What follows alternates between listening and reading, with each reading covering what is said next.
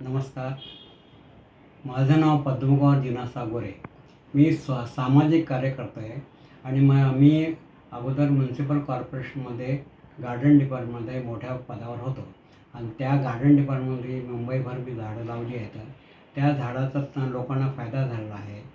त्यामुळं आता माझ्या रिटायरमेंट वयामध्ये मला जवळजवळ रिटायर्ड होऊन 20 ते 25 वर्ष झाले आहेत. तर त्या झाडांचा झालेला फायदा लोकांना मिळाला, प्राणवायू, त्याबद्दल मी तुम्हाला ते अनुभव सांगण्याचा विचार करत आहोत.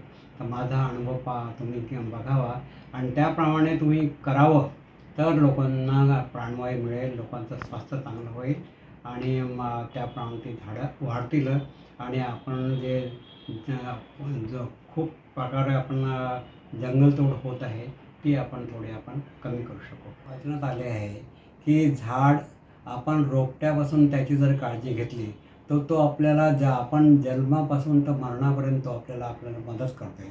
ते कसं?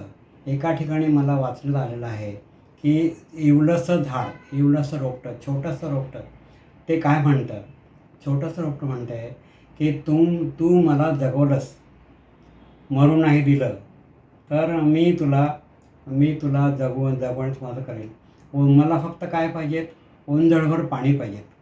तर मला ओंजळभर पाणी देऊन जर लहान मुलासारखी जर तू माझी काळजी घेतली तर मी तुम्हाला तुमच्या लहानपणापासून तर मोठ्यापणापर्यंत इव्हन तुमच्या म्हणजे जीवनाच्या शेवटी मदत करू शकेल. तुम्ही मला जर जगायला दिलं तर मी तुम्हाला प्राणवायू देईल. प्राणवायू का माहीत आहे तुम्हाला? प्राणवायूवर आपण जगतो आहे. तर प्राणवायू जास्तीत जास्त मिळाला तर आपण जास्तीत जास्त जगू. दुसरी गोष्ट आहे, मी तुम्हाला फुलं देईल. थोडं मोठं झालं की फुलं देईल. फुलं कशाकरता? आपण देवाकडे जातो, देवाला आपण फुलं वाहतो आणि आपण मनातलं सांगतो, देवा माझं चांगलं व्हावं वगैरे, म्हणून आपण देवाला फुलं वाहतो. त्याच्यानंतर फुलं दिल्यानंतर मी तुम्हाला फळं देईल. फळं हे कशाला? तुम्ही फळं खाल्ले की तुमची ताकद वाढेल, तुम्ही तंदुरुस्त होणार, तुम्ही एकदम चांगले होणार, म्हणून तुम्हाला मी फळं देईल. नंतर फळं दिलं तर तुम्हाला मी आणखी मोठा झालो. जसे तुम्ही मोठे होणार तसं मी मोठा झालो की मी तुम्हाला सावली देईल. त्या सावलीमध्ये एवढ्या मोठ्या उन्हाळ्यामध्ये तुम्हाला छोटीशी सावली मिळाली तर तुम्हाला किती चांगलं वाटेल. तर मी तुम्हाला सावली देईल. तसंच लहान मुलांसाठी माझ्या वाढलेल्या फांद्या आहेत, त्याला पूर्वीच्या काळी, आता नाही म्हणा, पूर्वीच्या काळी झोका बांधत होते. त्या झोक्यावर लहान मुलं खेळत होती, तरुण पण खेळत होती आणि आजोबा पण खेळत होते. तर त्याप्रमाणे तुम्ही माझ्या फांद्याचा तुम्ही उपयोग करू शकता.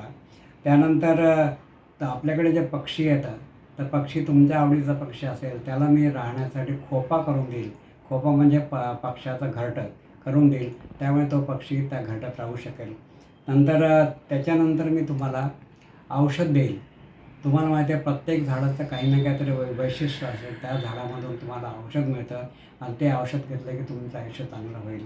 आणि एवढं करूनसुद्धा मी तुम्हाला सोडणार नाही किंवा तुम्ही तुमच्या कामी पडणारच आहे. आणि ते म्हणजे शेवटी मी जसा सुकून गेलो तसं तुम्ही मरणाच्या दारी असला तेव्हा मी तुम्हाला शरणाकरता तुम्हाला मी लाकूड देईल.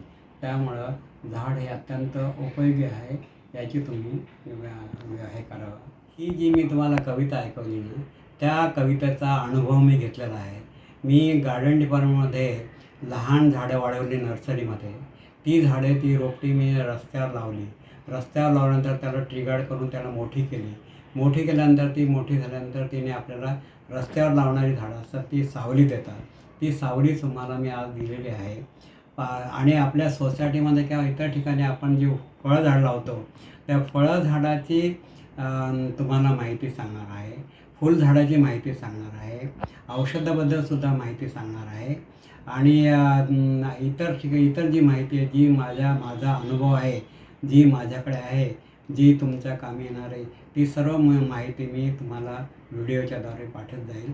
तुम्ही फक्त मला लाईक करा आणि सबस्क्राईब करा आणि जेवढं होईल तेवढा माझा व्हिडिओ पाहत जा. धन्यवाद.